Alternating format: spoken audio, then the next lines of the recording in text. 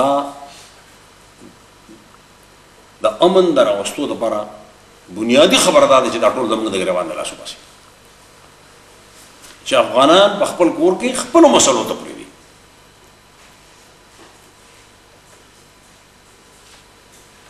د هغې دپاره باید چې څونه پښتانه هغه هر ځای کې دي.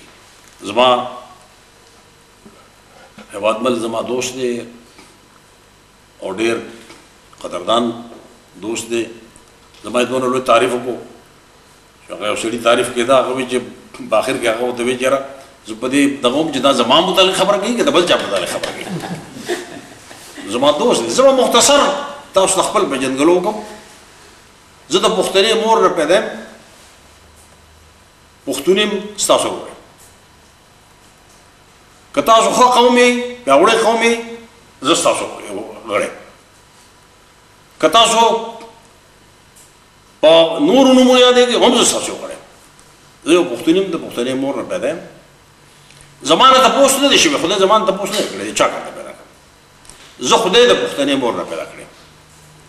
نو چې د پښتنې مور نه پیدا یم نو زما فرض دی تر آخري ساه پورې چې زه د خپل قوم د بهترۍ، د دې د بهبود،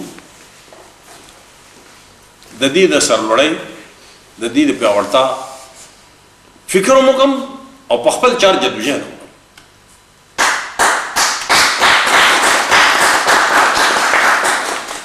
زما په نسبت باندې چې دا څه به ووایي چې دا ټول زموږ د ګریوان نه مهرباني وکړي او لاس وباسي. د دې لپاره باید چې موږ هر سړی په هر ځای کې چې دی هغه خپل اواز چوت کړي، د قام په حیثیت چوت کړي، د ګوندونو په حیثیت نه، د قام د غړو په حیثیت چوت کړي.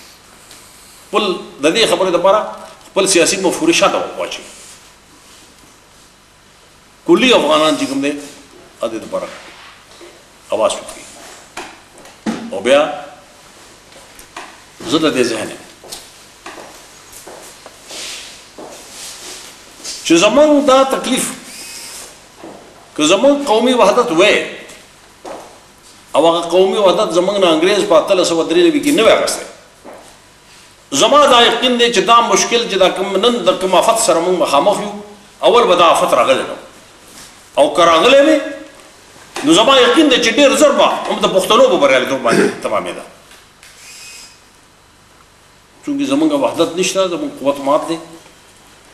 لہذا ضرورت دی دې خبرې دی چې دومره موده پس چې کوم دی مونږ خپل وحدت طرف ته متوجه شو. په دنیا کې یوازې پښتانه نه تقسیم شوي، ډېر ګڼ قومونه تقسیم شوي دي، خو هغوی خپل وحدت حاصل کړ. بیا اوس صرف یو کوریا پاتې ده. په څو میاشتې کې هغه دونه مخکې لاړه چې بین الاقوامي لوبو ته اولمپک ګیمز ته چې د هغې ټیمونه ورتلو نو د یوې جنډې لاندې ورغله. موږ له هغه شان د یو بل نه بېګانه یو، یو قوم یو، یو خلک یو، یو وروڼه یو، خو د یو بل نه بېګانه یو. دې آفت موږ ته ډېر لوی تاوان ورسولی دې واقع. لیکن په هر آفت کې، په هر وراني کې د تعمیر بصري دې بل طرف ته چې کوم دی موږ ته زموږ مخه د ډېره حده پورې پرانېسته.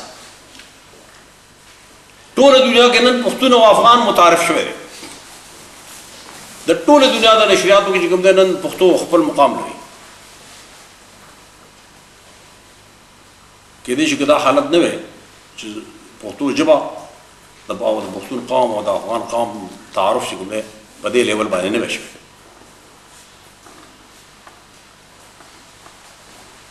زمونږ هغه منطقه ده، هغه منطقه چې کوم دی د ټولو نه حساسه منطقه ده د دنیا لپاره، او په دنیا کې د ټولو نه لویه او اوږده لار د تجارت چې ده د وچې هغه هم د افغانستان په سینه باندې تېرېږي. هغه لار چې د بدخشان او د هغې سیمو نه به راتله او کابل او د کابل نه پېښور او د پېښور نه چې کوم دی نو بر صغیر او یا به هرات او قندهار او د دې نه تېرېده ښه خبره ده. نن ټوله دنیا غواړي چې دغه لار بیا دوباره پرانیستل شي. نن د منطقي قوتونه دا غواړي چې دا لار پرانیستل شي د تجارت.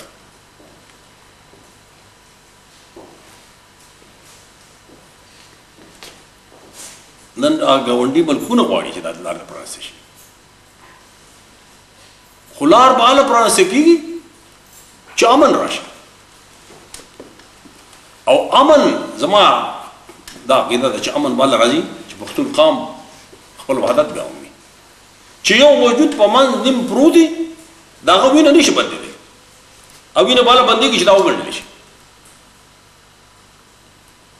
نن چې افغانان په دنیا خواره شوي دي باید چې د دې ضرورياتو چې د دنیا ضرورتونه دي موږ هغې ته د دې نشاندهي وکړو چې نن تاسو څه غواړئ ستاسو د هغې پالیسو چې بین الاقوامي غواړئ د پښتون قومي وحدت په هغه لار کې پروت دی هغه طرف ته چې کوم دی نو دا ځي ستاسو د هغه پالیسو کامیابي هم په دې طرف کې ده. اوس هم خلک دا وایي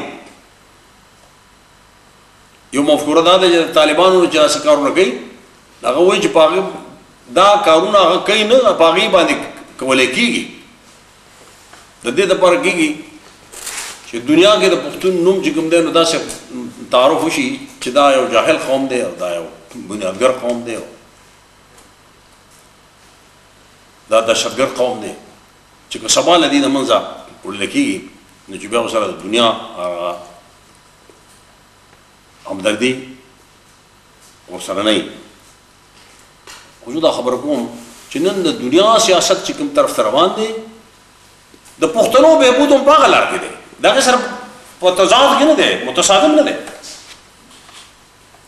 باید چې د هغه ځای د امن دپاره چې کوم دی په دې ملکونو کې چې موږ نه څوک تاسو نن په دې ملکونو کې ناست چې دلته کې په فوټبال باندې یو خبره چا وکړه دنیا ته رسي. زمونږ په منطقه کې په سلګونو خلک مړ شو د هغې نه څوک خبرېږي نه.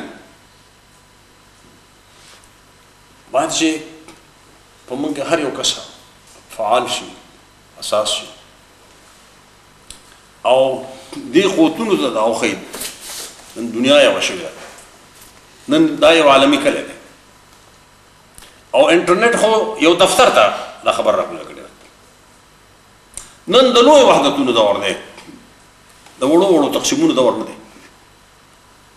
دا د ټول یورپ چې ځان له قومونه دي د دې تاریخ چې ترواله په صدو باندې د یو بل خلاف جنګېدلي چې کوم ظلمونه دي په یو بل کړي دي دا زموږ په منطقه کې اړو چا اورېدلي هم دي چې سړی تاریخ ګوري. نن هغه ټول یورپ چې کوم دی هغې د منځ نه پولې لرې کړې او ټول یورپ یو شو. یو پارلیمنټ یې جوړ کړی دی چې ورځ تېرېږي اختیارات هغې ته نور منتقلوي.